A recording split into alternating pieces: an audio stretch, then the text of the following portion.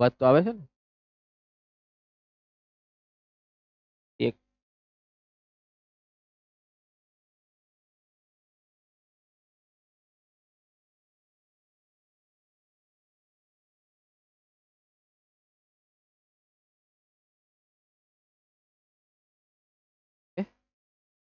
તો બધા જોઈન થઈ જશે. ધીરે ધીરે શરૂઆત કરીએ. મારી સામે જશે આજનો નવો એ લાસ્ટ ઇલેક્ટ્રોલિસિસ. બરાબર. આ વિદ્યુત વિભાજનમાં આપણે વિદ્યુત વિભાજ્યના આયન દ્રાવણમાં આવકના ઇલેક્ટ્રોડ એટલે કે એનોડ અને કેથોડ આ કોમ્પિટિશન કરાવી. કોનું ઓક્સિડેશન થાય, કોનું રિડક્શન થાય, કઈ નિપજ એનોડ ઉપર, કઈ નિપજ કેથોડ ઉપર મળે. આ વસ્તુની ચર્ચા કરી. આજે હવે આપણે જોવાનું છે થોડું ફિઝિક્સ. તો તમને આજનો લેક્ચર લગભગ ફિઝિક્સ જેવો લાગે, કારણ કે આમાં ઓહમ, અવરોધ, રો, કંડક્ટિવિટી, અપ્પા, જી, તાર, લેમડા એમ એટલે કે વાહકતા, મોલર વાહકતા, અવરોધ, કંડક્ટન્સ, આ બધા જ શબ્દ આવશે. પણ એકવાર પહેલેથી લાસ્ટ સુધી એક લેક્ચર વ્યવસ્થિત જોશો એટલે તમને થઈ જાય કે કઈ વસ્તુ કોને. તમને લાસ્ટ સુધી કન્ફ્યુઝન રહેશે, સર વાહકતા કોને કહેવાય, દર વાહકતા કોને કહેવાય, વિશિષ્ટ વાહકતા કોને કહેવાય, અનંત મંદ અને મોલર વાહકતા કોને લાગે. વાહકતા બધું અલગ અલગ છે. એ જ વસ્તુ આપણે જોવાની છે. ઓકે, કરીએ આપણે કંડક્ટિવિટી ઓફ સોલ્યુશન. આની અંદર આપણે ત્રણ વસ્તુ કરવાની છે. બરાબર. પેલું છે એ કંડક્ટિવિટી સેલ કોષ. જો જે છે એ કંડક્ટિવિટી નું માપન, મેઝરમેન્ટ ઓફ કંડક્ટિવિટી. તો વાહકતા કોષ જોવાનું છે આખો, એ વાહકતાનું માપન કરવાનું, એ દાખલા ગણવાના. બીજું છે કોલરોસ નો નિયમ. બરાબર. કામ કેવી રીતે બધું આપણે ભાગ પાડશું. કોલરોસ નો ક્યારે આવ્યો, શા માટે દાખલ કરો, પ્રબળ વિદ્યુત વિભાજ્ય માટે આપણે આ બંને લાગુ પાડી શકીએ, દાખલા ગણતા હતા. પરંતુ નિર્બળ વિદ્યુત વિભાજ્ય આયનીકરણ 100% નથી થતું, એના માટે કોલરોસ નો નિયમ દાખલ કરવામાં હતો. આગળ આપણે ડિટેલમાં ચર્ચા કરશું. આજના આ ટોપિક 3 આપણે ભણવાના છે. પેલું આપણે જોયું વાહકતા કોષ, કંડક્ટિવિટી સેલ. કંડક્ટિવિટી સેલ જો તમે એકવાર આકૃતિ તમારી સામે છે તે જે તમને આ દેખાય છે ને, બરાબર, આ એક આખો કાચ જે છે ટ્યુબ છે. આની અંદર જો તો પ્લેટિનમ તારના બે સળિયા છે. નાની ઉપર દેખાય ચોરસ, ચોરસ જે છે એ પ્લેટિનમ ની ફોઇલ, ફોઇલ એટલે એક પતરા જેવું હોય પાતળું, 1 centimetre by 1 centimetre platinum foil હોય. પણ એવું લખ્યું શું છે એનસીઆરટી માં? એનસીઆરટી માં લખ્યું છે પ્લેટિનાઇઝ્ડ પ્લેટિનમ. નો મતલબ કે પ્લેટિનમ ઉપર બ્લેક પ્લેટિનમ નું કોટિંગ કરેલું હોય. નોર્મલ પ્લેટિનમ કેવું હોય તો ચાંદી જેવા કલરનું હોય પ્લેટિનમ, એની ઉપર બ્લેક કલરનું પ્લેટિનમ હોય, એનું કોટિંગ કરેલું હોય, એને કહેવાય પ્લેટિનાઇઝ્ડ પ્લેટિનમ. તો આ જે છે એ પ્લેટિનાઇઝ્ડ પ્લેટિનમના 1 સેન્ટીમીટર બાય 1 સેન્ટીમીટર ચોરસ એવી નાની પતરું એટલે કે ફોઇલ હોય પ્લેટિનમ. ત્યાં છેડે એક છેડો જે છે એક વિદ્યુત ધ્રુવ, આ બીજો વિદ્યુત ધ્રુવ, એક હશે એનોડ અને બીજો હશે કેથોડ. ઘણું બધાને એની ઉપર ઓક્સિડેશન થશે, જે ઇલેક્ટ્રોન ગુમાવશે એટલે કે ત્યાંથી ઇલેક્ટ્રોન ભાગશે એટલે કે પોતે ઋણ હશે, એ આપણો એનોડ. બરાબર. ઋણ વીજભાર વાળો એનોડ હશે, ધન વીજભાર વાળો કેથોડ હશે. તો આ છે એ સામાન્ય છે, તમે જોઈ શકો એ છે. તો આ પ્લેટિનાઇઝ્ડ ઇલેક્ટ્રોડ એટલે તમને કીધું એમ પ્લેટિનમ વાયર હોય, આ પ્લેટિનમ હોય 1 સેન્ટીમીટર બાય 1. બરાબર. તો અહીંયાથી આપણે શરૂઆત કરીએ. તો તમે લગભગ ધોરણ 9 માં પણ ભણ્યા છો, અથવા ફિઝિક્સમાં તમારે આવેલું છે અવરોધ. બરાબર. કોઈ પણ વાહક તારનો અવરોધ માપીએ અથવા દ્રાવણનો કોઈ પણ સુવાહક કે અવાહક કે અર્ધવાહક નો અવરોધ માપીએ. અવરોધ એટલે રેઝિસ્ટર, રેઝિસ્ટર ને દર્શાવવામાં આવે કેપિટલ આર વડે.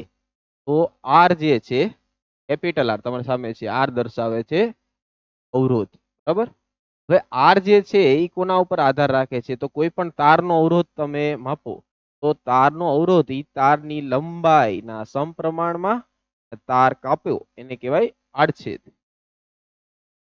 પદાર્થ માનો કે આપણે એક તાર આપવામાં આવે, આ સુવાહક તાર મેં આમ કાપ્યો, બરાબર, એક આ તાર છે. તો આ તારની શું થશે લંબાઈ એલ, અહીં વચ્ચેથી કાપવું એટલે એને કહેવાય આડછેદ કરો. આડછેદ છે એનું ક્ષેત્રફળ શું કહેવાય? એ કહેવાય. કોઈ પણ પદાર્થનો અવરોધ કોના ઉપર આધાર રાખે છે? બરાબર, તો પદાર્થનો અવરોધ આર ચલે છે વાહક તારની લંબાઈ. જેટલી લંબાઈ વધારે વાહક તારની લંબાઈ અને જેટલું ક્ષેત્રફળ ઓછું, એટલે આડછેદનું ક્ષેત્રફળ જેટલું નાનું હોય, લંબાઈ જેટલી વધારે હોય, ઈ તારનો અવરોધ વધારે કહેવાય. આપણી ભાષામાં કહું ને તો જે જાડો તાર હોય ને, જાડો તાર એનું ક્ષેત્રફળ વધારે હોય તો છેદ નાનું થાય. છેદ નાનો થાય તો એનો અવરોધ કેવો થાય? છેદ નાનો હોય તો અવરોધ વધારે, કારણ કે છેદનું મૂલ્ય ઓછું, આરનું મૂલ્ય વધારે ને વ્યસ્ત પ્રમાણમાં છે. અંશનું મૂલ્ય વધારે, તે વધારે આ, એટલે કે જેમ લંબાઈ વધારે અને ક્ષેત્રફળ નાનું, એટલે કે પાતળો વાયર હોય એનો અવરોધ કેવો હશે? પાતળો વાયર હોય તો એ નાનો હોય, એ નાનો હોય તો આર વધારે. પાતળા વાયરનો અવરોધ વધારે, જાડા વાયરનો અવરોધ ઓછો. તમારા મગજમાં ફિટ કરી દેવાનું. પાતળો વાયર છે તો એનો અવરોધ વધારે હશે. જાડો વાયર છે, જાડો વાયર એટલે સપાટીનું ક્ષેત્રફળ વધારે, તો છેદ વધારે તો આરનું મૂલ્ય. બરાબર, ચલે છે નિશાની દૂર કરો. આ ઓહમના નિયમમાં તમારે ફિઝિક્સ આર બરાબર, તો અહીંયા અચળાંક મૂકવો પડે, રો એલ અપોન એ. આને કહેવાય રો. બરાબર, આને કહેવાય રો, આને કહેવાય ઓહમ. આ મોહો, આનો એકમ મોહો, આનો એકમ ઓહમ. બે એકબીજાથી થોડા હોવા જાવ તો આ ચલે છે એટલે એક અચળાંક તરીકે આપણે લેશું. આર બરાબર રો એલ અપોન એ. આ આપણું સૂત્ર બની ગયું. સૌ પ્રથમ તમારે બધા આ સૂત્ર યાદ રાખવાનું, અથવા આ મગજમાં બેઠાડી દો કે લંબાઈના સમપ્રમાણમાં આડછેદના વ્યસ્ત પ્રમાણ. પેલું આ બની જાય. એના ઉપરથી તમારે ચલે છે દિશાએ દૂર કરવાનું, રો એલ અપોન. બરાબર, ચલો પેલું સૂત્ર બધા યાદ રાખવાનું. શરૂઆત અહીંથી થશે. ધીરે ધીરે આપણે એક સૂત્ર, બીજું, ત્રીજું, ચોથું, એમ ઘણા બધા સૂત્ર તારવણી કરશું, છેક લાસ્ટ સુધી આવી જશું. એમ કુલ આપણી પાસે 6 સૂત્ર બનશે આ ચેપ્ટરમાં, આ ટોપિકમાં આવશે. દાખલા આપણે ગણવાના છે. એટલે પેલું સૂત્ર યાદ રાખવાનું, પદાર્થ તારનો અવરોધ લંબાઈના સમપ્રમાણમાં આડછેદના ક્ષેત્રફળના વ્યસ્ત પ્રમાણ. તો તમને વ્યાખ્યા ખબર પડી જાય. આર બરાબર રો એલ અપોન એ. પેલી વસ્તુ આપણને મળી ગઈ. તો ચલે છે નિશાની તમે દૂર કરશો, રો તમારે મૂકવું પડશે. બરાબર, એ ગ્રીક શબ્દ છે. રો છે એ ગ્રીક શબ્દ છે. એને શું કહેવાય? તો આને શું કીધું? તો આપણે અવરોધ. તો રો ને શું કહેવાય? અવરોધકતા. બરાબર, આર ને આપણે નામ આપ્યું અવરોધ. આર ને શું કીધું આપણે? તો અવરોધ. રોધ, રો જે છે એ છે અવરોધકતા. અવરોધકતા. બરાબર, અવરોધ એટલે રેઝિસ્ટર, અવરોધકતા એટલે રેઝિસ્ટિવ. એના નામ લગભગ સમાન જ હશે. બરાબર, અથવા એનું નામ છે વિશિષ્ટ અવરોધ. એનું નામ થશે અવરોધ. એમાંથી કોઈ એક તમે કહી શકો, અવરોધકતા અથવા વિશિષ્ટ અવરોધ. બાકી તમને આર વિશે ખબર છે, એ વધારે મારે કહેવાની જરૂર નથી. તો હવે એનું વ્યસ્ત તમે કરશો, બરાબર, એટલે કે અવરોધનું વ્યસ્ત કરશો તો એને કહેવાય જી. આપણી પાસે બીજું સૂત્ર, આપણી પાસે આવી ગયું. પેલું સૂત્ર કયું આવ્યું? આર બરાબર રો એલ અપોન એ. બીજું આવે છે 1 અપોન આર, અવરોધનું વ્યસ્ત, એને કહેવાય જી. પેલું સૂત્ર છે. તો બીજું છે 1 અપોન આર બરાબર જી.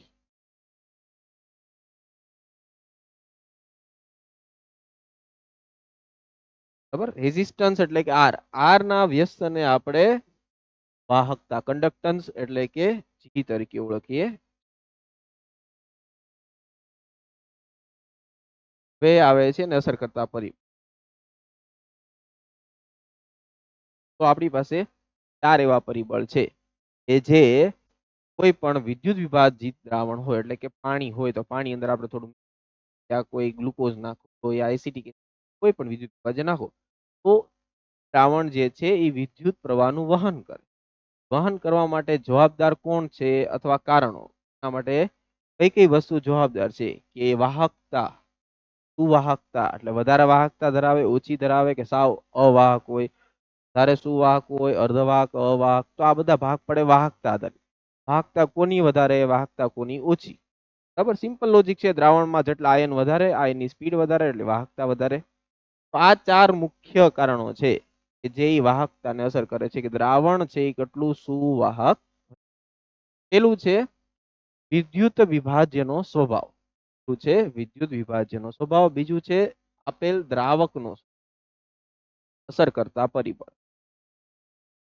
અસર કરતા પરિબળ એટલે કે તમારી પાસે માની લો એક દ્રાવણ છે પાત્રમાં. આ દ્રાવણમાં કોઈ પદાર્થ ઓગાળેલો છે.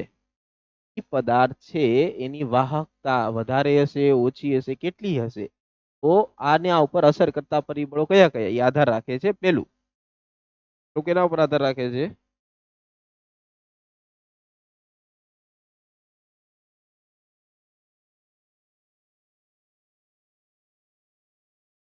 પેલું છે દ્રાવ્યનો ભાવ. હવે દ્રાવ્ય કોને કહેવાય? તો જે પણ દ્રાવક હોય, માનો કે પાણી છે તો પાણી અંદર આપણે મીઠું ઉમેરીએ તો આયન આપે Na+Cl-. બરાબર? એવી રીતે તમે ગ્લુકોઝ ઉમેરો, એવી રીતે યુરિયા ઉમેરો, કોઈ પણ પદાર્થ બહારથી ઉમેરીએ છીએ, H2SO4 ઉમેરો, HCl ઉમેરો, આયનમાં રૂપાંતર પામવાના કે નહીં, ઓગળવાના કે નહીં? તો જે ઓગળે એને કહેવાય દ્રાવ્ય. તેના સ્વભાવ ઉપર આધાર રાખે છે એ દ્રાવ્ય જે છે એ કેવા આયન આપે છે. એટલે કે આપેલ દ્રાવ્ય છે બરાબર એ સ્વભાવે કેવો હશે? તો કે નિર્બળ, નિર્બળ કે પ્રબળ. તમે એમ કહેશો નિર્બળ પ્રબળમાં ફેર શું? દ્રાવ્ય નિર્બળ કોને કહેવાય? દ્રાવ્ય પ્રબળ કોને? તો એક વસ્તુ તમને સમજાવી દઉં. નિર્બળ દ્રાવ્ય અને પ્રબળ દ્રાવ્યમાં શું અંતર છે? તો દ્રાવ્ય એટલે કે સોલ્યુટ. પેલું આપણે જોશું પ્રબળ દ્રાવ્ય. એ કહેવાય સ્ટ્રોંગ ઇલેક્ટ્રોલાઇટ. સ્ટ્રોંગ ઇલેક્ટ્રોલાઇટ એટલે કે જેનું આયનીકરણ આયનીકરણ અથવા ભાગ પડે એને કહેવાય વિયોજન. માની લો કે તમારી પાસે NaCl છે. NaCl નું આયનીકરણ છે એ Na+ આયન અને Cl- આયન. બરાબર? તો આયનીકરણ કેવું થાય? 100% બધા જ અણુ અનુવર્તી ધન અને ઋણ આયનમાં છૂટા પડી જાય. બધા જ અણુ અનુવર્તી ધન અથવા ઋણ આયનમાં છૂટા પડી જાય 100%. માનો કે NaCl ના તમારી પાસે 100 અણુ છે, 100 Na+ આયન અને 100 Cl- આયન, એ બધા આયનીકરણ પામી જાય 100%. પ્રબળ વિદ્યુત NaCl પ્રબળ વિદ્યુત વિભાજ્ય છે. બરાબર? યાદ રાખજો. એ પ્રબળ કહેવાય. આમાં વાહકતા વધારે હોય, વધારે હોય એટલે કે કંડક્ટિવ વાહકતા વધારે હોય. પ્રબળ વિદ્યુત વિભાજનની વાહકતા વધારે હોય, કારણ કે એમાં આયનો હોય તો એ 100% છૂટા હોય. આયનો છે ને એ વીજભાર લઈને જાય એટલે આપણને વિદ્યુત પ્રવાહ કરંટ મળે. બરાબર? વીજભારનો જથ્થાનું વહન કોણ કરે? આયન કરે. આપણે કેમ અહીંથી કોઈ વસ્તુને પહોંચાડવી હોય તો એને અંગ્રેજીમાં શું કહેવાય? ટ્રાન્સપોર્ટ કહેવાય. કે અહીંથી ટ્રાન્સપોર્ટમાં આપણે નાખીએ તો ત્યાં સુધી પહોંચાડે. એવી જ રીતે વીજભાર એટલે કે વિદ્યુત પ્રવાહ કોના લીધે હોય? વીજભારના લીધે. વિદ્યુત ભાર, તો વિદ્યુત ભાર, ચાર્જ, વીજભાર છે એ ટ્રાન્સપોર્ટ કોણ કરે? એ કહેવાય ટ્રાન્સપોર્ટેશન માટે જવાબદાર આયનો. બરાબર? તો આ જે છે આયન એ ટ્રાન્સપોર્ટ માટે જવાબદાર હોય એટલે એને ટ્રાન્સપોર્ટ આયન તરીકે ઓળખાય છે. હવે તમને ખબર છે, માનો કે તમારી પાસે એક રિક્ષા છે, તો રિક્ષા છે ધીરે ધીરે જાય. એની સામે તમારી પાસે એક મર્સિડીઝ છે કે BMW છે તો સ્પીડમાં જાય. તો જે આયનની સ્પીડ વધારે હશે એ ઝડપથી આયનીકરણ કરે, વધારે વિદ્યુત પ્રવાહ શો કરે, તો એની વાહકતા વધારે હોય દ્રાવણની. જે દ્રાવણમાં આયનો વધારે એટલે કે તમારી પાસે જો વધારે ટ્રાન્સપોર્ટ માટે વધારે વાહનો હોય તો બધી વસ્તુ એક સાથે લઈ જઈ શકો છો. માનો કે તમારી પાસે 10 ટ્રક છે તો 10 ટ્રક તમે એક સાથે લઈ જઈ શકો છો ને.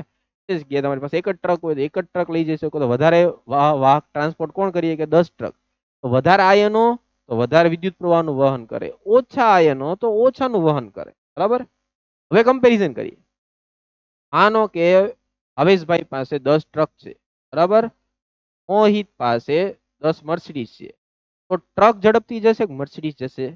કોણ જશે? મર્સિડીઝ. તો સ્પીડમાં જાય છે. હવે ઘણી વાર એવું થાય કે બેમાં આયન તો સરખા જ છે, પરંતુ એક છે ધીમે ધીમે જાય છે, એક છે કેવું જાય? સ્પીડમાં જાય. તો તેમાં કરંટ, ઇલેક્ટ્રિસિટી અથવા વાહકતા વધારે જોવા મળે છે. સમજાણું? પેલું, એમાં આયનોની સંખ્યા વધારે, એમાં વાહકતા વધારે. બીજું, આયનોની સ્પીડ વધારે, વાહકતા વધારે. બરાબર? અહીંયા તમારે યાદ રાખવાનું, આ સૌથી વધારે આયનીકરણ પામે એની વાહકતા વધારે. કેમ? કારણ કે આયનોની સંખ્યા વધારે.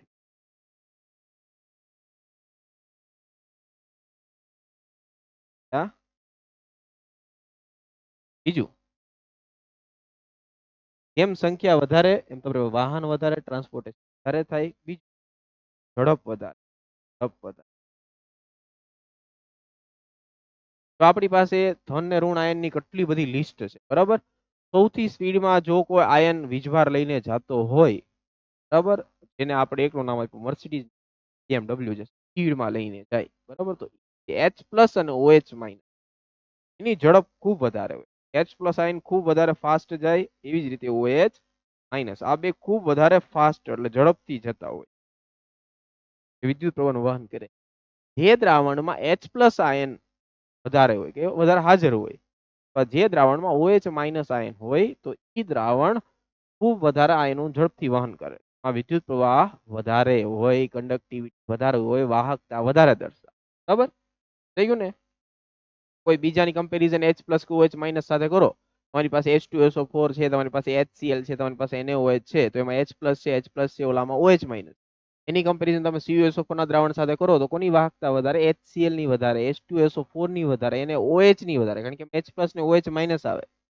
CuSO4 માં નથી H પ્લસ આવતું, નથી OH માઇનસ, Cu પ્લસ 2 આવે, SO4 માઇનસ 2 આવે. એમાં હોય, ઝડપે જાતા હોય. બરાબર? સ્પીડમાં કોણ જાય? H પ્લસ આયન અને OH. આ યાદ રાખો.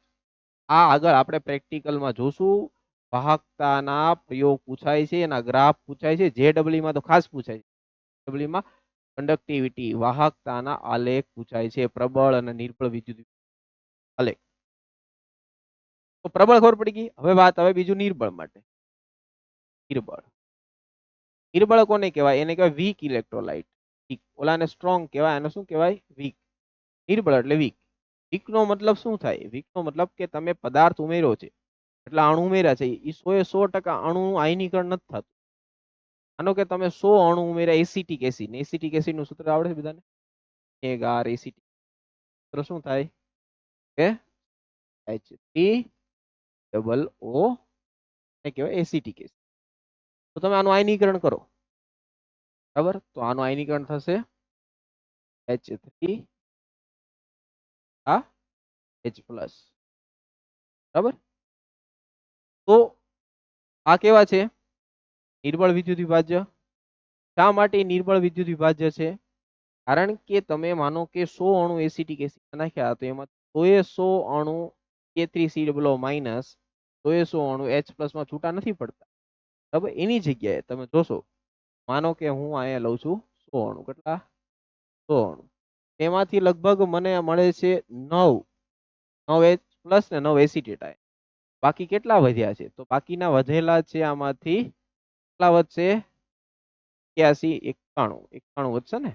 તો 91 એસિટિક એસિડ વિયોજન પામ્યા વગર નામનો રહ્યા. જો આયન તો તમને ખાલી 9 જ મળ્યા ને, નાખ્યા છે અંદર 100 એ 100. જો આમાં તો 100 એ 100 આપણે NaCl નાખ્યા હતા. ઓકે, 100 NaCl ના અણુ નાખ્યા, 100 Na પ્લસ આયન, 100 Cl, બધે બધા આયનીકરણ પામે, એને પ્રબળ કહેવાય. પણ આમાં 5% કે 10% જ આયનીકરણ પામે છે. તમે નાખ્યા 100 અણુ, પરંતુ આયનીકરણ માત્ર ને માત્ર કેટલા પામે છે? 9 અથવા 10 અથવા 15 અથવા 20%, બધા 50%. 100 એ 100% આયનીકરણ. હા, બરાબર. તો આ છે એને કહેવાય નિર્બળ વિદ્યુત. નિર્બળ વિદ્યુત વિભાજનમાં આયનીકરણ ઓછું થાય. આયનીકરણ ઓછું થાય તો આયનની સંખ્યા ઓછી. આયનની સંખ્યા ઓછી એટલે તમારી પાસે ટ્રક ઓછા. ટ્રક ઓછા તો વીજભાર લઈને જવા વાળા ઓછા. વીજભાર ઓછો પહોંચે તો વાહકતા ઓછી. કોની વાહકતા ઓછી હશે? નિર્બળની. નિર્બળની કંડક્ટિવિટી, વાહક ઓછી. અને પ્રબળની વાહકતા કેવી હોય? ભારે હોય. બરાબર? થઈ ગયું બધાને? કે પ્રબળ કોને કહેશું? નિર્બળ કોને કહેશું? પ્રબળ એટલે કે જે ઉમેરવાથી બધા આયનીકરણ પામે એ પ્રબળ. નિર્બળ એટલે ઉમેરો તો બધા આયનીકરણ ન પામે, થોડુંક આમનું રહે, થોડાક નું આયનીકરણ થાય. એ કેટલા ટકા થાય એ આપણે નહીં જોવાનું. 100% થાય તો પ્રબળ, 100% ન થાય એટલે નિર્બળ. બસ વાત ખતમ. એ શું થશે? 100 એ 100% આયનીકરણ. આ થશે 100% આ 100% કરતા ઓછું થાય એટલે નિર્બળ નામ આપ્યું. બરાબર. તો સ્વભાવ બધાને ખબર પડી ગઈ ને કે વિદ્યુત વિભાજ્ય સ્વભાવ કેવો. પેલું. બીજું આવે છે કે દ્રાવકનો સ્વભાવ. દ્રાવકનો સ્વભાવ. દ્રાવક તરીકે બધાને ખબર છે આપણે કોનો ઉપયોગ કરીએ છીએ? H2. તો દ્રાવક તો ઘણા બધા છે ને, બરાબર. શા માટે આપણે પાણીને દ્રાવક તરીકે વધારે પ્રમાણમાં લેતા હોય? કારણ છે એના ઘણા બધા. કે H2O નું જે પ્રમાણ છે પૃથ્વી ઉપર ખૂબ વધારે હોય, સરળતાથી મળી આવે છે. યુનિવર્સલ સોલ્વન્ટ છે એટલે કહેવાય સાર્વત્રિક દ્રાવક. પાણીને આપણે સાર્વત્રિક દ્રાવક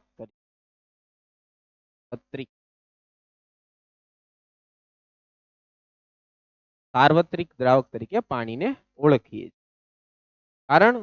કારણ છે કે એ સારામાં સારું દ્રાવક છે જેમાં સૌથી વધારે પ્રમાણમાં દ્રાવ્ય પદાર્થ એમાં ઓગળી જતા સરળતાથી ઓગળી જાય. કોઈ પ્રકારે આપણે એને ઊર્જા આપવાની જરૂર હોતી. જેમ કે બીજું એનું કારણ છે કે એનો ડાઇલેક્ટ્રિક કોન્સ્ટન્ટ એને કહેવાય પરા શુદ્ધ અચળાંક.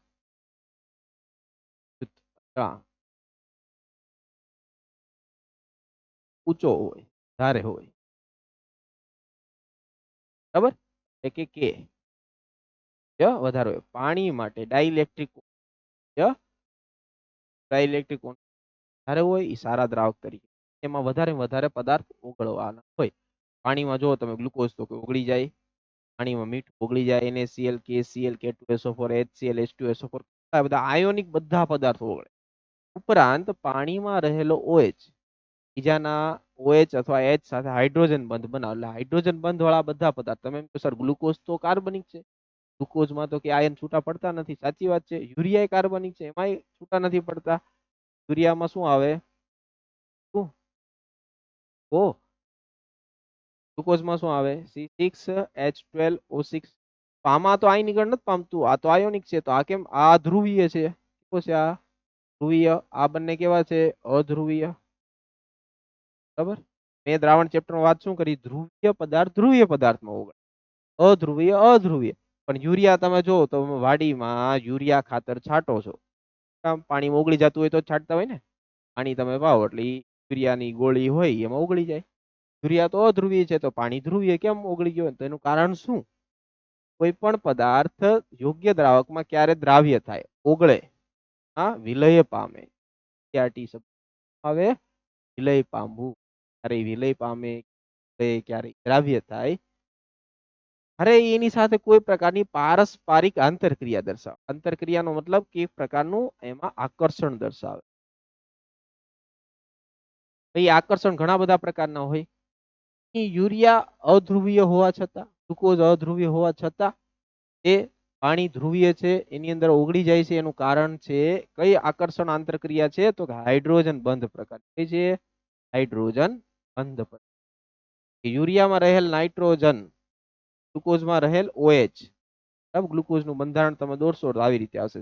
CHO HOH HOH HOH H2OH. તો જો કેટલા બધા OH છે. તો આ બધા OH શું કરે? હાઇડ્રોજન બંધનું નિર્માણ કરે. એટલે જેટલા OH વધારે એટલો પાણીમાં સરળતાથી ને ઝડપથી દ્રાવ્ય થશે, પાણીમાં ઓગળીને ઉત્કલન બિંદુ વધારી દેશે. બરાબર. તો ગ્લુકોઝમાં તો કેટલા છે? જો 1 2 3 4 5 OH છે. આ વચ્ચે વાળા છે બધા હાઇડ્રોજન બંધ બનાવે કે નહીં? એની સાથે તમે જો પ્રોપેન 1 2 3 ટ્રાયોલ લ્યો તમે, H2OH HOH HOH H2OH માં કેટલા આવ્યા? 1 2 ને 3. ઇથિલિન ગ્લાયકોલ આપણે લઈએ, H2OH H2. તો આ 3 વાળો પ્રશ્ન પૂછાય તમને. તો જો આમાં કેટલા OH છે? 2. તો આમાં 2 હાઇડ્રોજન બંધ. આમાં કેટલા છે? 3. આમાં 3 હાઇડ્રોજન બંધ. કેટલા છે? 1 2 1 2 3 4 ને 5. તો 5 હાઇડ્રોજન બંધ. OH એટલે હાઇડ્રોજન છે. બરાબર. તો આના કરતા વધારે દ્રાવ્ય થાય, આના કરતા આ વધારે થાય. સિમ્પલ લોજિક ઓર્ગેનિકમાં આવશે. એમાં હાઇડ્રોજન બંધ વધારે, તે પાણીમાં વધારે પ્રમાણ દ્રાવ્ય થાય ને ઝડપથી દ્રાવ્ય થાય, પાણીમાં ઓગળી અને એનું ઉત્કલન બિંદુ પણ વધારે હોય. આ જલી દ્રાવણ કરતા ઇથિલિન ગ્લાયકોલ કરતા ગ્લિસરીન નું ઉત્કલન બિંદુ વધારે, ગ્લિસરોલ અથવા ગ્લિસરીન કરતા ગ્લુકોઝ નું વધારે. બરાબર, આમાં હાઇડ્રોજન બની ઓગળી જાય. બરાબર, એટલે એવું માની ન લેતા અધ્રુવીયમાં ઓગળે તો ધ્રુવીય નો ઓગળે નહીં. આ ધ્રુવીય છે પાણી, આ અધ્રુવીય છે, છતાં ઓગળ્યો કે નહીં? યુરિયા અધ્રુવીય છતાં ઓગળ્યો કે નહીં? તમે જો છો યુરિયા ખાતર પાણીમાં ઓગળે છે ને, ખાતર છાંટી યુરિયા ઓગળે એટલે અધ્રુવીય છે. કારણ કે નાઇટ્રોજન છે એ પાણી સાથે હાઇડ્રોજન બંધની રચના કરે, બે હાઇડ્રોજન બંધ બનાવે. યુરિયાનો નાઇટ્રોજન પાણીમાં રહેલ OH સાથે હાઇડ્રોજન બંધની રચના છે. યાદ રાખજો, આવા પ્રશ્નો થશે. દ્રાવકનો સ્વભાવ સમજાઈ ગયો તમને? બરાબર, તો જે વધારે પ્રમાણમાં દ્રાવ્ય થાય વધારે સારી રીતે સારું દ્રાવક. જો આવે સોલ્વન્ટનો સ્વભાવ. ત્રીજો આવે છે સાઇઝ ઓફ આયન્સ. આપણે આયનીકરણ તો કરી નાખ્યું, આયન તો આવી ગયા. એ આયનના કદ ઉપર આધાર રાખે.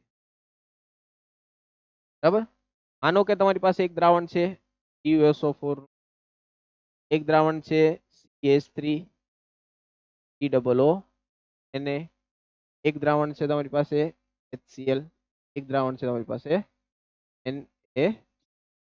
બરાબર, આટલી વસ્તુ છે. હવે તમે પેલા ભાગ પાડશો સરામાં પ્રબળ નિર્બળ ને, પેલા આપણે ભાગ પાડી દઈશું. ચલો, આમાં તો લગભગ તો જો તો આ પ્રબળ છે, આ પ્રબળ છે, આ પ્રબળ છે, આ પ્રબળ છે, બધા પ્રબળ જ. ચાલો, હવે શું બધા આયનીકરણ પામે? 100% પામે. તો બધા પ્રબળ છે. પ્રબળ નિર્બળ થી આપણે કહી દીધું કે પ્રબળ હોય તો આયનીકરણ વધારે પામે, આયન વધારે એટલે વધારે. તમારી પાસે ગાડી ટ્રક આવી ગયા તો વધારે ચાર્જ લઈને જાય, વાહકતા વધી જાય. આ તો બધા પ્રબળ છે, તો બધાની સંખ્યા સરખી. તો હવે આવે તમારી પાસે વાહન કયું છે? તમારી પાસે ટ્રક છે, તમારી પાસે પિકઅપ છે, બોલેરો છે, મર્સિડીઝ છે, કઈ ગાડી છે? સ્પીડમાં જાય કે ધીમી જાય? એ આવે એની સાઈઝ ઉપર. બરાબર, યાદ રાખજો. તો અહીંયા આયન કયા કયા આવશે આપણી પાસે? +2. તો આયન આવે SO4, કોણ આવશે? CH3. કયો આયન આવશે? +Cl +Cl. ચલો, બધાના ધન અને ઋણ આયન આવી. ધન આયન જવાબદાર હોય વીજભાર માટે, ઋણ આયન જવાબદાર હોય. બધા વીજભાર લઈને જાય, વીજભાર લઈને જશે એ વીજભારનું વહન થાય, તેથી વાહકતા જોવા મળે. બરાબર, વાહકતા વીજભાર આયન ઉપર રાખે. આમાંથી મેં તમને કીધું એમ સૌથી ફાસ્ટ જો કોઈ જતું હોય ને તો H+ આયન અથવા OH-. સૌથી ફાસ્ટ કોણ જશે? જે H+. H+ ક્યાં છે? એક જ જગ્યાએ છે. સૌથી વધારે સ્પીડમાં આ H+, વધારે ઝડપથી. બરાબર, સૌથી સ્પીડમાં થશે H+.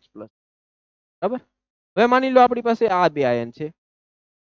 બરાબર, તો કોણ ઝડપથી જશે, કોણ ધીમું છે? પણ હું તમને એના માટે તમારા ઇનઓર્ગેનિક ભણવું.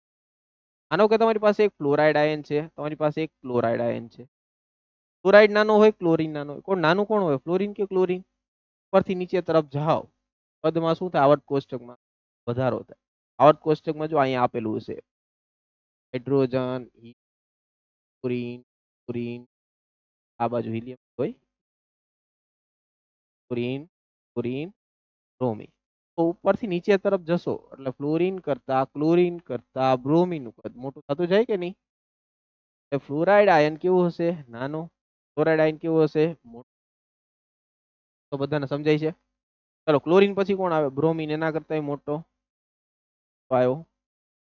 હવે આપણે જોઈએ કોણ વધારે ઝડપથી જાય. કયો આયન ઝડપથી વહન પામે? જે ઝડપથી જાય ને એ વીજભાર ઝડપથી લઈને જાય, વાહકતા વધારે હોય, એમાં પ્રવાહ વધારે હોય. પ્રવાહ મતલબ કરંટ, વિદ્યુત પ્રવાહ વધારે, સુવાહકતા વધારે. આ ત્રણેયને આપણે કમ્પેરિઝન કરી. બરાબર, આ સાઈઝમાં નાનો છે, આ મોટો છે, આના કરતા બી મોટો. હવે થાય એવું કે આને તમે જ્યારે પાણીમાં ઉમેરો, ક્લોરાઇડ આયન છે એ નાના કદનો, જો એ પાણીમાં જશે તો પાણીના તે વધારે પ્રમાણમાં થઈ જશે. બરાબર, માની લો કે આ બધા કોના છે? H2O છે. આ બધા કોણ છે? H2O. બધા H2O એની ફરતે ફરતે જોડાઈ ગયા. બધા H2O ફરતે. એક તો એ પોતે નાના હતા, આનું સાઈઝ કેવી હતી? સાઈઝ આની ઇઝ આની બરાબર. હવે પાણીના અણુ એની સાથે જોડાય, પાણીના અણુ એની સાથે જોડાય ત્યારે એક પ્રકારનો રાસાયણિક બંધ બનાવે. તો એ વસ્તુ શીખજો. પેલું, બંધ તોડવા માટે તોડવા ઉર્જા આપવી પડે. ઉર્જા તમારે કોઈ વસ્તુને તોડવું હોય ને, તમારે કોઈ વસ્તુને કાપવું હોય, તોડવું હોય, તો તમારે ઉર્જા આપવી પડે. જ્યારે કોઈ વસ્તુમાં બંધનું સર્જન થાય ત્યારે ઉર્જા મુક્ત. યાદ રાખજો. કોઈ હવે બંધ જેટલો પ્રબળ હોય, નો કે લાકડું નથી, લોખંડ છે, તમારે આટલી વધારે ઉર્જા આપવી પડે. તો જેટલો બંધ પ્રબળ એટલી વધારે ઉર્જા, જેટલો બંધ નિર્બળ એટલી ઓછી. યાદ રાખ, આપવી પડે. બંધ સર્જન પામે, સર્જન પામે, અથવા બંધ રચાય, અથવા બંધ બને, ઉર્જા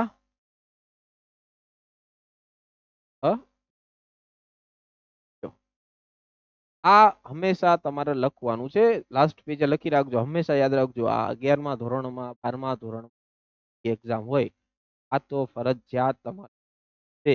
કોઈ પણ રાસાયણિક બંધને તોડવું હોય તો ઉર્જા આપવી પડે, અને કોઈ રાસાયણિક બંધનું નિર્માણ થાય ત્યારે ઉર્જા મુક્ત થાય કે આપવી પડે. એ ઉર્જાનું મૂલ્ય તો પ્રબળ હોય તો વધારે હશે, નિર્બળ હોય તો ઓછું. બરાબર. જો તમારે ઉર્જા મુક્ત થાય ને એક જગ્યાએથી ઓછી ઉર્જા મુક્ત થાય, એક બંધનું રચાય વધારે ઉર્જા મુક્ત થાય, આથી વધારે ઉર્જા મુક્ત થાય, એ બંધ વધારે પ્રબળતાથી જોડાયેલો હોય. બરાબર. તો એક તો જો ફ્લોરાઇડ આયન નાનો એવો છે, ઉપરથી વધારે પાણીના અણુ જોડાણા, તો વધારે પાણીના અણુ જોડાણા, એક બંધ બન્યો તો ઉર્જા મુક્ત થઈ, બે બંધ, ત્રણ, જેટલા બંધ બને એટલે ઉર્જા એની ઘટતી જાય, ઘટતી જાય, ઘટતી જાય. આ એના ઉર્જાનો આલેખ. આ ઉર્જા ઓછી થઈ. ફ્લોરાઇડ આયનમાં ઉર્જા સાવ ઓછી હોય. બરાબર. એની સાપેક્ષે તમે ક્લોરાઇડ આયન જોશો. ક્લોરાઇડ આયન છે એ કદમાં મોટો છે, સાથે પાણીના અણુ ઓછા જોડાય, કારણ કે હાઇડ્રેશન એન્થાલ્પી એની ઓછી. આ જ વસ્તુ તમારે હાઇડ્રેશન એન્થાલ્પીમાં આવે. એ કહેવાય જલ યોજન એન્થાલ્પી, હાઇડ્રેશન ધોરણ 11 માં આવેલું. બરાબર. ભલે તૈયાર તમને યાદ ન રહ્યું હોય, અત્યારે યાદ રાખી લેજો. હાઇડ્રેશન એન્થાલ્પી કોને કહેવાય? કોઈ પણ આયન જ્યારે પાણીમાં જાય તો એ આયન સાથે પાણીના અણુઓ જોડાય, રાસાયણિક બંધ નિર્માણ કરે. તો નાના કદનું આયન હોય ને તો વધારે પાણીના અણુ જોડાય, તો એની હાઇડ્રેશન એન્થાલ્પી વધારે હોય. મોટા કદનું આયન હોય ને તો પાણીના અણુ ઓછા જોડાય, તો એની હાઇડ્રેશન એન્થાલ્પી ઓછી હોય. તો એક તો આની અંદર ઉર્જા વધારે છે, ઉપરથી 4 જ પાણીના અણુ જોડાણા, ઉર્જા જે છે તો આના કરતા વધારે. 4 જ પાણીના અણુ જોડાણા, તો જો ઉર્જા ત્યાં લાસ્ટમાં વધારે જ છે ને. આની ઉર્જા તો સાવ ઘટી ગઈ, ઉર્જા ઘટી ગઈ. ક્લોરીનની ઉર્જા હજી વધારે છે.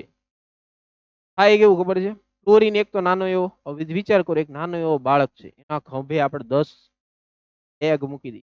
એક જો ને જાવ ત્યારે 10 બેગ લઈને જાય, બિચારો કેટલો દોડીએ કે ધીરે ધીરે ધીરે જાય, થાકી જાય. એની જગ્યાએ એક પુષ્ટ માણસ, ખટ્ટો ખટ્ટો, બરાબર, એને તમે 4 જ બેગ આપો તો એ સ્પીડમાં જશે. એટલે કે મોટો આયન છે એ ઝડપથી જાય, નાનો આયન છે એ, તો મોટો આયન જે છે એ સ્પીડમાં જશે, આયન છે એ કારણ શું છે? હાઇડ્રેશન ઈ. જાણો ને હવે આ એનો પરફેક્ટ આન્સર છે, કારણ કે પાણીના અણુ વધારે જોડાય, એની ઉર્જા ઘટી જાય. ઉર્જા ઘટી જાય તો બિચારો જઈ તો એકે નહીં. ઉર્જા જ્યાં સુધી આપણા હોય ત્યાં સુધી આપણે જઈ શકીએ. બરાબર. ક્લોરાઇડ આયન છે એની સ્પીડ કેવી હશે? ક્લોરાઇડ આયન ફરતે પાણીના અણુ જોડાઈ ગયા હોય, એક તો બિચારા ઉર્જા ઓછી, ઉપરથી થાકી જાય, ને ઉપરથી એટલા બધા એની ઉપર ટીંગાઈ જાય ગાડી ઉપર, ધીરે ધીરે જાય ક્લોરાઇડ આયન. ક્લોરાઇડમાં એક તો ઉર્જા વધારે, ઉપરથી 4-5 જ છે જોડાવાળા, ઉર્જા ઓછી ઘટવાની છે એટલે સ્પીડમાં જશે. મોટા કદ વાળો ક્લોરાઇડ આયન સ્પીડમાં જાય, ધીમે ધીમે. બરાબર. તો કોણ વાહકતા વધારે દર્શાવે? જે સ્પીડમાં જાય, ક્લોરાઇડ આયન. હવે સમજાણું ને? બરાબર. આવી રીતે આપણે આયનોની સાઇઝ ઉપરથી વાહકતા નક્કી. મોટા આયન ઓછી હાઇડ્રેશન એન્થાલ્પી, વધારે ઝડપ, વધારે સ્પીડ, તો વધારે કંડક્ટિવિટી, વધારે વાહકતા. નાનું કદ, પાણીના અણુ વધારે જોડાય, કારણ કે હાઇડ્રેશન એન્થાલ્પી વધારે, તો ઉર્જા આટલી ઓછી થાય, ખૂબ ઉર્જા ઓછી. નાનું કદ, ઉર્જા ઓછી, પાણીના અણુ ઉપર ચડી ગયા કેટલા બધા, ધીરે ધીરે જશે. સ્પીડ ઓછી, આયોનિક મોબિલિટી ઓછી, વાહકતા ઓછી, કરંટ ઓછો. જાણું? 3 વસ્તુ થઈ ગઈ. ચોથું છે કોન્સન્ટ્રેશન ઓફ ઇલેક્ટ્રોલાઇટ, એટલે કે એ જે ઇલેક્ટ્રોલાઇટ પસંદ કર્યો છે, આનો કે એક પાત્ર છે, બરાબર, બેમાં ઇલેક્ટ્રોલાઇટ આપણે લેશું NaCl, વિદ્યુત વિભાજ્ય એટલે ઇલેક્ટ્રોલાઇટ દ્રાવ્ય પદાર્થ. એકમાં મેં NaCl ઉમેર્યો, લગભગ ઉમેરશું 10, બરાબર, જ્યાં પાત્રમાં સમાન દ્રાવક છે. આમાં મેં NaCl જ ઉમેર્યો, આમાં ઉમેર્યું મેં 100 મોલ, બરાબર. 1 મોલ એટલે એવોગાડ્રો જેટલા અણુ હોય, અહીંયા 10 ગુણ્યા એવોગાડ્રો જેટલા Na પ્લસ આયન, 10 ગુણ્યા એવોગાડ્રો જેટલા Cl માઇનસ. તો આમાં કેવા હોય આયનો? તો આયનોની સંખ્યા આમાં ઓછી હોય. આમાં જો આયનોની સંખ્યા આના કરતા 10 ગણી વધારે હશે. જેમાં આયનોની સંખ્યા વધારે ક્યાં? જ્યાં મોલ વધારે. મોલ વધારે તો ત્યાં સાંદ્રતા વધારે, સાંદ્રતા ઓછી એટલે સાંદ્રતા. સાંદ્રતા જ્યાં વધારે, આયનોની સંખ્યા વધારે, જ્યાં આયનોની સંખ્યા વધારે એટલે તમારી પાસે એટલા ટ્રક વધારે, જેટલા તમારી પાસે વાહન વધારે, તો તમારો ટ્રાન્સપોર્ટ વધારે થાય, એટલો વીજભાર વધારે જાય, એટલો વાહકતા વધારે હોય. કન્સન્ટ્રેશન જ્યાં વધારે, કન્સન્ટ્રેશન કેમાં હોય? તો આપણે મોલારિટીમાં, જેમ કે 0.1 મોલર અને 1 મોલર, બરાબર. અહીંયા ખાલી દ્રાવણની કમ્પેરિઝન કરો, નહીં. તો જેમાં વિદ્યુત વિભાજ્યનો જથ્થો વધારે, જેમાં આયનો વધારે, જેમાં આયન વધારે, વધારે વીજભારનું વહન કરશે, જે વીજભારનું વધારે વહન કરે તેમાં વાહકતા વધારે હોય. 100 મોલ એટલે કે 100 ટ્રક છે તમારી પાસે, 10 મોલ એટલે 10 ટ્રક છે, પણ વધારે લઈ જઈએ કે 100, લોજિક. આ વાહનો વધારે એટલે ટ્રાન્સપોર્ટ વધારે થાય, તો ટ્રાન્સપોર્ટેશન આયન દ્વારા થાય, જેમાં આયન વધારે ટ્રાન્સપોર્ટેશન વધારે, કન્ડક્ટિવિટી વધારે, વાહકતા વધારે. 4 પોઈન્ટ આપણે જોઈ લીધા. એ વાહકતાને અસર કરતા પરિબળો કેટલા આવ્યા આપણી પાસે? 4. ચારે ચાર બધાને સમજાઈ ગયા ને? વાહકતાને અસર કરતા પરિબળો. પાંચમું આવે તાપમાન. તાપમાન પણ અસર કરે છે, કારણ કે તમે તાપમાન વધારો છો એટલે તમે એને એક પ્રકારની ઉર્જા આપો છો, બરાબર. વિચાર કરો તમે, કોઈ પણ પદાર્થની ગતિ ઉર્જા તાપમાન ઉપર આધાર રાખે? તો કે હા, આધાર રાખે. તાપમાન વધારો તો શું થાય? ગતિ ઉર્જા વધે ઘટે? કયો તો. તો તમને બધાને યાદ હશે, 9મા ધોરણમાં એક પ્રયોગ આવ્યો હતો, યાદ છે? ઉનાળામાં જે તાર હોય એમાં વચ્ચે જોડો પડે છે, અથવા ટ્રેનના બે પાટાના જોઈન્ટ હોય એની વચ્ચે થોડી જગ્યા રાખવામાં, અથવા જે ઓલો નક્કર ગોળો એને ગરમ કરો તો રિંગ માંથી પસાર થતો, એટલે કે તાપમાન વધારતા એ અણુઓ છે એની અંદર શું થાય? વાઇબ્રેશન વધે, દોલન ગતિ, આંદોલિત ગતિ વધે, એકબીજામાં છૂટા છૂટા પડે, કદમાં શું થાય? પ્રસરણ થાય. તમે તાપમાન વધારો ને તો કદ પ્રસરણ થાય. શું છે કદ પ્રસરણ? તમારે ઘરે જવાનું, બરાબર, પ્રેશર કુકર છે ને એમાં પાણી નાખવાનું ને ગરમ કરવાનું, એટલે અણુઓ છૂટા છૂટા થાય, કદ પ્રસરણ થાય. સીટી હોય તો વાગે, ન વાગે તો પછી બ્લાસ્ટ થાય, બરાબર. એને કહેવાય કદ પ્રસરણ. તાપમાન વધારવાથી વાયુ પ્રવાહીમાંથી વાયુ બન્યા, વાયુમાં અણુ છૂટા છૂટા છે, એટલે ખૂબ વધારે પ્રેશર આવ્યું, એવું તમે સીટી કાઢો એટલે તરત કદ પ્રસરણ, બરાબર. એને કહેવાય કદ પ્રસરણ. તાપમાન વધવાથી ગતિમાં વધારો થાય. એ વિચાર કરો, તમને હું આવી રીતે કે મને કોઈ પણ પાવભાજીના તવા પર મૂકી દો, નીચે ગરમ કરો તો આપણે ઉભા રહીએ નહીં, ઠેકડા મારીએ ને, એમ અણુ હોય તે અણુઓને ગરમ કરે શાંતિ ન બેઠે, આમથી આમ ફેર્યા જ કરે, એની ગતિ ઉર્જા ખૂબ વધારે, અથડામણ વધે, આવું થાય. તાપમાન વધારવાથી શું થાય? તાપમાન વધારતા આયન્સ છે, જે આયન છે ની ગતિ ઉર્જા, ગતિ ઉર્જાના અંગ્રેજીમાં શું કહેવાય? Kinetic energy. એમાં વધારો થાય. ગતિ જેમ વધે તેમ વાહકતા, વાહકતામાં વધારો, વાહકતામાં સ્પીડ વધે, બરાબર. મેં શું કર્યું? ટ્રક જતો હતો એમાં પાવર આપી દીધો, સ્પીડમાં ટ્રક ચાલતો, પેલા કરતા સ્પીડ વધી ગઈ. એટલે કે જેમ તાપમાન વધારશો તેમ આયનની ગતિ ઉર્જા વધવાની, જેમ ગતિ ઉર્જા વધે એમ વાહકતા વધે. સ્ટ્રેટ ફોરવર્ડ સમપ્રમાણમાં હોય. તાપમાનના વધારા સાથે વાહકતા વધવાની છે. ઓકે, તો 5 વસ્તુઓ આપણે જોઈ એને અસર કરતા પરિબળોમાં. તો પ્રબળ નિર્બળ વાળું આપણે વાત કરી, આયનોની વાત કરી, નાના કદો મોટા કદો, ખૂબ નાનું કદ હોય ફરતે પાણીના અણુ વધારે જોડાઈ જાય તો એ ધીમો થઈ જાય, બરાબર. એની પણ વાત કરીએ આપણે. આપણે સાંદ્રતાની વાત કરી, આપણે તાપમાનની વાત. બે આપણો મેઇન ટોપિક, શું નામ છે? વાહકતા, બરાબર. તમારી પાઠ્યપુસ્તક અથવા ટેક્સ્ટ બુક જો તમને આવો વાહકતા જૂનો છે, આ આલેખ અથવા ડાયાગ્રામ તો આ જોશો તો આની અંદર એક વિદ્યુત વિભાજ્યનું દ્રાવણ છે એટલે એની અંદર ધન અને ઋણ આયનો હાજર હશે. અને અહીંયાથી આપણે જોશું. બંને બાજુ અહીંયા તમે જોશો તો આ પ્લેટિનમના વિદ્યુત ધ્રુવ પ્લેટિનાઇઝ પ્લેટિનમ બ્લેકનું કોટ 1 સેન્ટીમીટર 1 સેન્ટીમીટર. તો અહીંયા તમે જોશો એટલે આ છે એનોડ. એનોડ એટલે કેવો છે? ઋણ વીજભાર. કારણ કે ઇલેક્ટ્રોન દૂર કરે. ઇલેક્ટ્રોન એટલે ઋણ. ઋણને આગળ ધક્કો કોણ મારે? અપાકર્ષણ. પોતે ઋણ હોય તો ઋણને આગળ કાઢે ને. આ ઋણ હશે. આ ઋણ વીજભાર, આ એનોડ, તો જો ધન વીજભાર કેથોડ. તો આ બાજુ જોશો તમે એ મીટર. તો એક સિમ્પલ તમને અહીંયા ગોઠવણી દર્શાવેલું છે વાહકતા. હવે તમે જોશો તો જે વસ્તુ આપણે અવરોધ માટે જોઈતી ને, બરાબર, એ જ વસ્તુ તમારે આમાં જોવાની. તમારે વિચારવાનું છે કે આ જે આખું દ્રાવણ છે ને એ દ્રાવણ નથી, એક વાયર છે. આપણે વાયરમાં શું જોયું હતું? વાયરમાં શું જોયું હતું?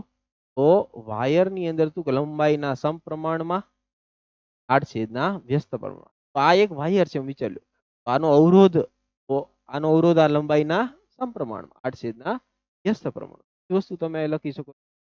બરાબર. બીજું આપણે જોયું હતું 1/r એટલે શું થયું? જી. જી એટલે શું હતું? r એટલે અવરોધ. બરાબર.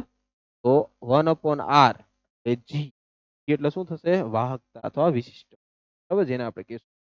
બસ, તો r નું આપણી પાસે સૂત્ર હતું જ તે કીધી આપણી પાસે સૂત્ર હતું. સૂત્ર કયું હતું? r ચરે છે l/a. r બરાબર o l/a. 1/r બરાબર જી. આ કિંમત આપણે આમાં મૂકીએ. જી બરાબર ત્યાં થશે 1/ρ a/, બરાબર. આટલું સમજાઈ ગયું બધાને? હવે 1/ρ શું છે? 1/ρ એને કહેવાય કપ્પા. શું કહેવાય? અવાહકતા. આને કહેવાય કપ્પા. વિશિષ્ટ વાહકતા. એને કહેવાય વાહકતા, વિશિષ્ટ. તો અને અહીંયા l/a આને કહેવાય કોષ અચળાંક. કોષ અચળાંક એને કહેવાય જી સ્ટાર. સ્ટાર બરાબર l/a. l/ ની જગ્યાએ જી સ્ટાર મૂકી દો. જી બરાબર આવી જાય kappa into 1/g star. Star આ બાજુ લઈ જાઓ. જી ઇન્ટુ જી સ્ટાર બરાબર કપ્પા. તમારે આ સૂત્ર યાદ રાખવું. જી ઇન્ટુ જી સ્ટાર બરાબર કપ્પા. ક્યારે ખોટું જ ન. આનું સૂત્ર યાદ રાખવું. જી ઇન્ટુ જી સ્ટાર બરાબર કપ્પા. જી એટલે વાહકતા, બરાબર. જી સ્ટાર એટલે શું થયું? કોષ અચળાંક. સ્ટાર એટલે l/a. લંબાઈ આડછેદનું ક્ષેત્રફળ. સ્ટાર કહેવાય કોષ અચળાંક. જ્યારે પણ તમે કોઈ પણ વસ્તુ દ્રાવણમાં બદલો છો, દ્રાવણમાં બધું બદલાશે પણ ક્યારે કોષ અચળાંક નહીં બદલાય. એટલે જ્યારે દાખલા ગણો ને તમે, એકમાં 520 ઓહમનો અવરોધ હોય, એકમાં 200 ઓહમનો અવરોધ હોય, તો આપણે મૂંઝાવાનું નહીં, બધું બદલાય. પરંતુ જી સ્ટાર કેવો રહેશે? અચળ રહેશે. જી સ્ટાર કેવો રહેશે? અચળ. દાખલામાં બધું બદલવાનું, પણ જી સ્ટાર પેલા દાખલામાં જે મેળવ્યો હોય એનો ઈ તમે એમાં બીજી રકમમાં મૂકી. આને ધ્યાનમાં લેજો. ઈ બદલાવાનો પાત્ર એનું હોય, દ્રાવણ એનું હોય, તો ક્યારે જી સ્ટાર નું મૂલ્ય બદલાતું નથી. કારણ કે એનું નામ જ છે કોષ અચળાંક. જી સ્ટાર બરાબર શું થશે? l/, જી ઇન્ટુ જી સ્ટાર બરાબર કપ્પા. ત્રીજું સૂત્ર મેં તમને પેલું સૂત્ર આ યાદ રાખવાનું કીધું. બરાબર. આ છે આ ρ l/a. બરાબર. 1/r એટલે જી. જી ઇન્ટુ જી સ્ટાર એટલે કપ્પા. કપ્પા એટલે 1/ρ. બરાબર. તો આટલું જે છે હરીફરી નાનું આ પૂછાવાનું છે.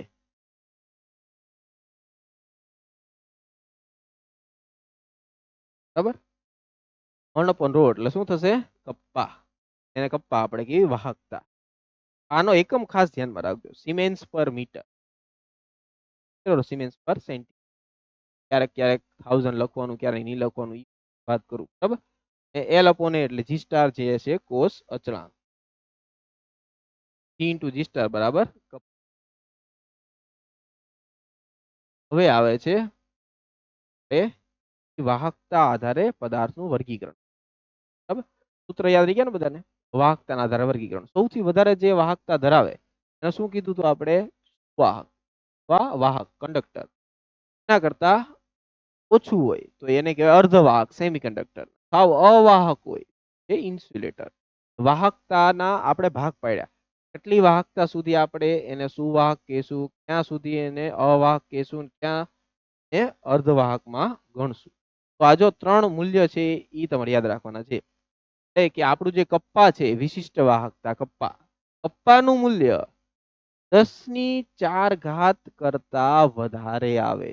10⁴ કરતા કપ્પાનું મૂલ્ય વધારે આવે તો એને વાહક તરીકે ઓળખવામાં આવે. તમારે ખાલી યાદ રાખવાનું 10⁴ કારણ કે એનસીઈઆરટી માં લખેલું છે. જે દ્રાવણ કે ધાતુ અથવા કોઈ પણ પદાર્થ કપ્પાનું મૂલ્ય 10⁴ કરતા વધારે આવે, જેમ કે સોડિયમ ધાતુ છે, કોપર છે, ચાંદી છે, સોનું છે, બરાબર, અથવા આપણે જે પણ સ્ટેનલેસ સ્ટીલ કે કોપર કે આપણે જે સુવાહક તાર જોઈએ ને બધામાં કેનું મૂલ્ય 10⁴ સિમેન્સ પર મીટર કરતા વધારે હોય. આના કરતા વધારે તો એને સુવાહક તરીકે ગણવામાં આવે. હવે આવે બીજું વચ્ચે વાળું 10⁴ થી 10⁻⁷ ની વચ્ચે.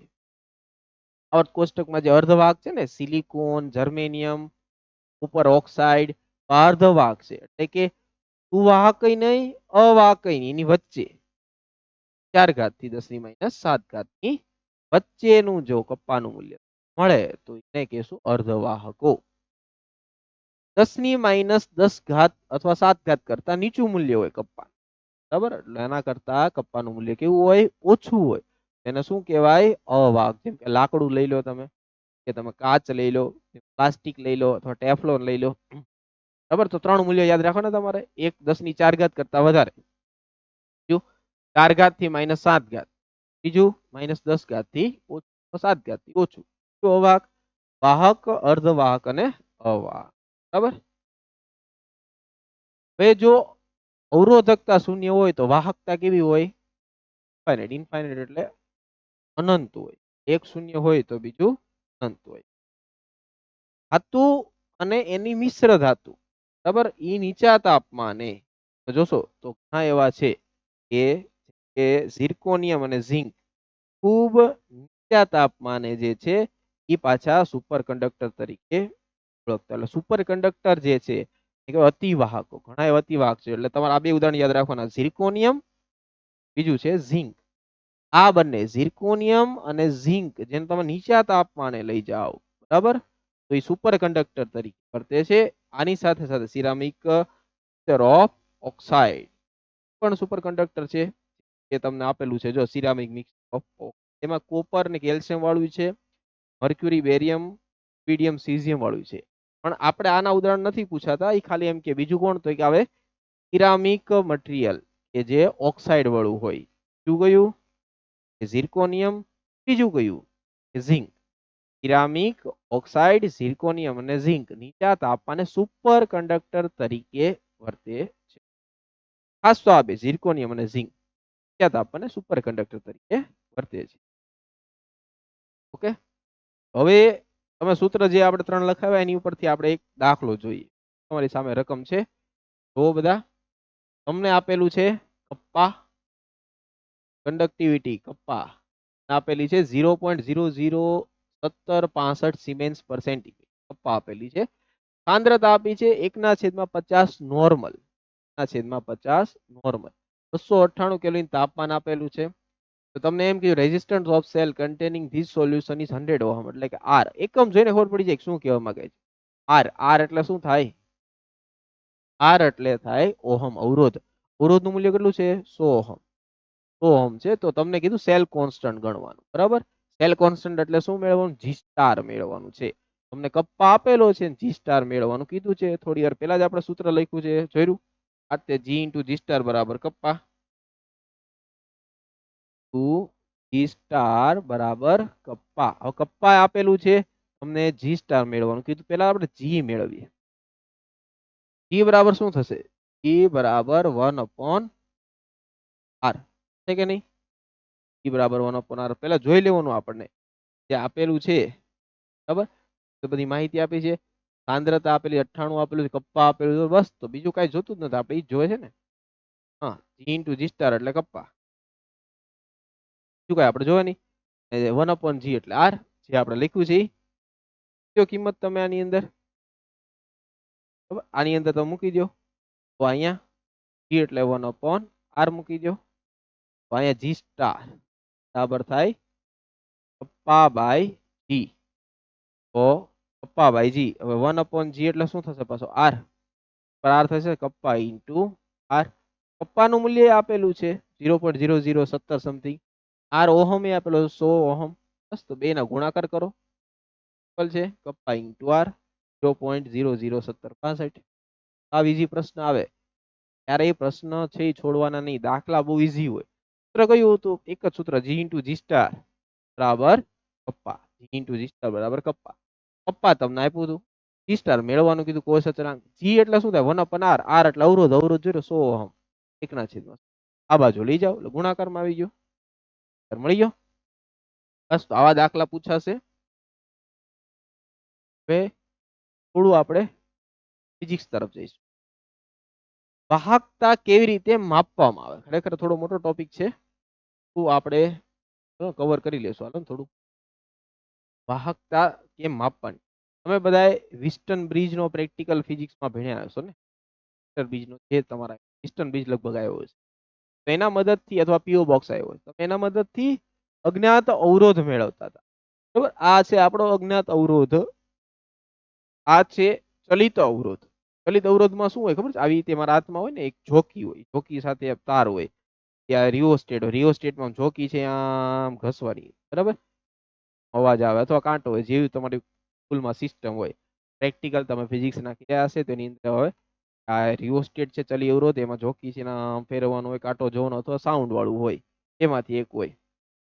આનું સૂત્ર બધાને યાદ હશે ને, R2/R4 R1/R3 છે ને, એટલે કે ત્રણ અવરોધની મદદથી ચોથો અવરોધ તમે મેળવી શકો છો. બસ આ જ છે ફિઝિક્સ નો રૂલ, જ છે. તમારે આની રચના કરવાની છે, કે પોટેન્શિયોમીટર આપેલું છે, અહીંયા અવરોધ નથી. ફિઝિક્સ ની પ્રેક્ટિકલ ની અંદર તમને અહીંયા પ્રોપર અવરોધ આવશે. આપણે શું આવશે ખબર છે? ત્યાં આવશે અવરોધની જગ્યાએ ઓલું દ્રાવણ, દ્રાવણ એટલે કે આપણો કંડક્ટિવિટી સેલ.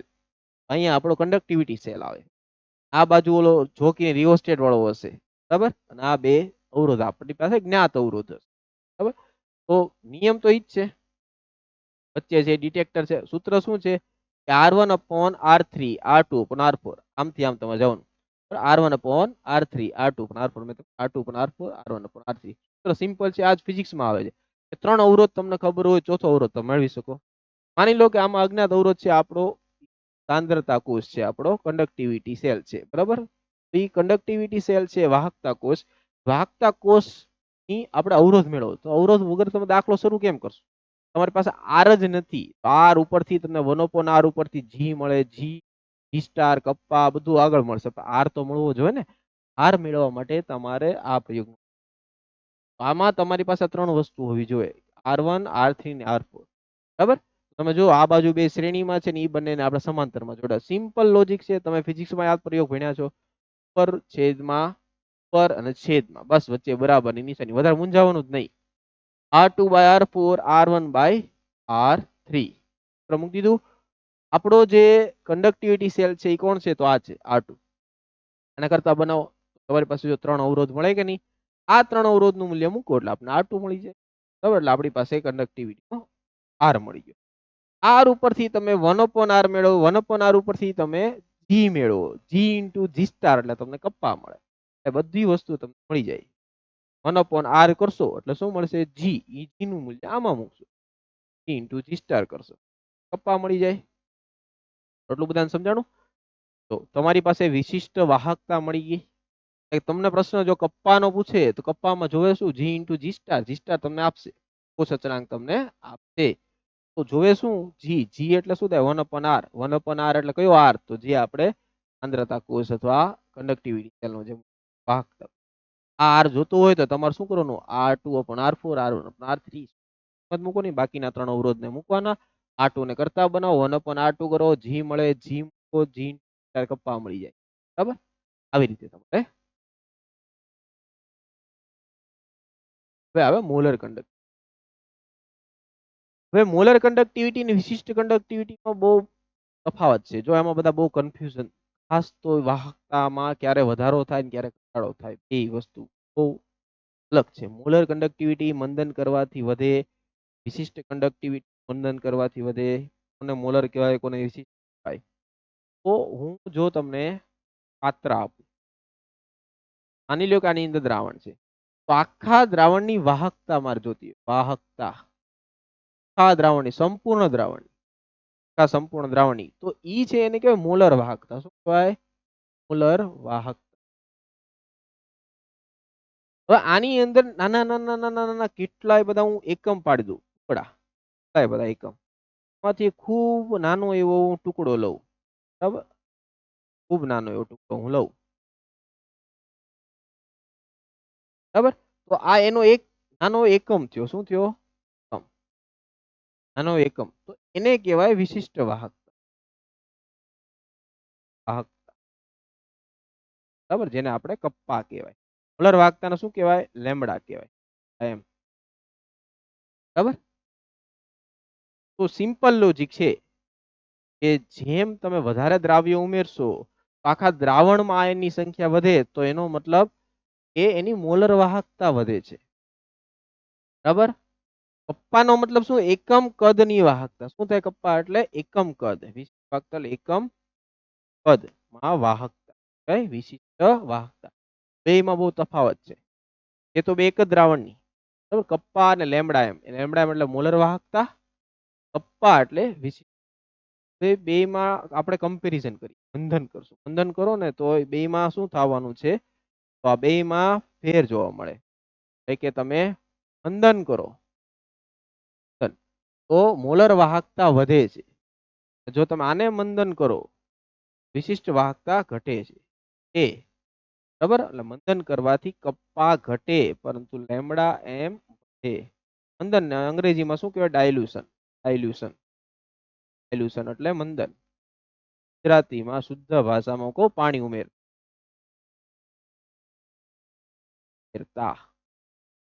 બરાબર.